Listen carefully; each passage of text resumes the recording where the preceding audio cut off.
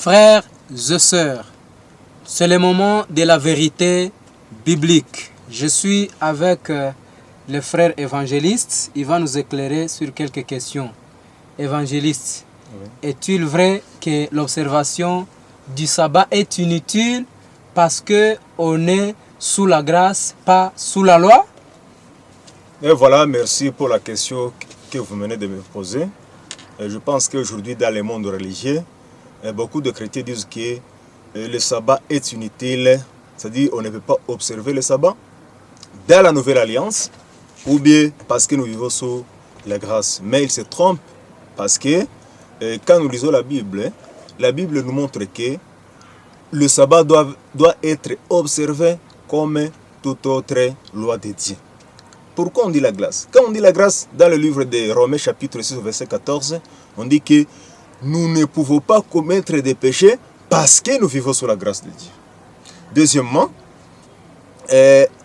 quand nous lisons aussi dans le livre de Tite, chapitre 2, verset 11, on dit que la grâce de Dieu a été manifestée et cette grâce nous enseigne à renoncer au péché.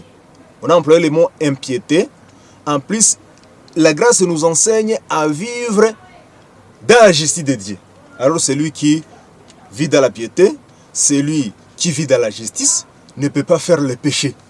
Alors, qu'est-ce qu'un péché? Voilà quand on dit le péché.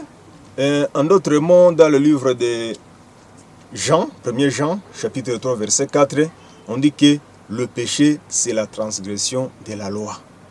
Pour dire que celui qui transgresse la loi de Dieu, ou bien les commandements de Dieu, dans ce cas-là, il fait le péché.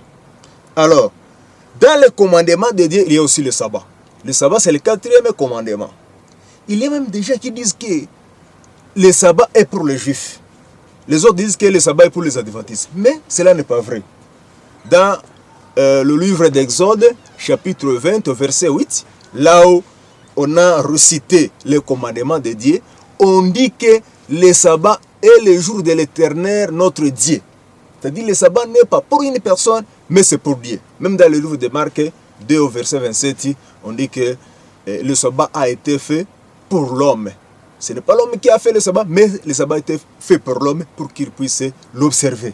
En bref, celui qui vit sous la grâce doit aussi observer quoi? Le sabbat de Dieu. Merci beaucoup pour ceux-là qui nous ont suivis. Que Dieu vous bénisse et nous bénissons aussi notre évangéliste. Voilà, merci de m'avoir invité. Merci beaucoup.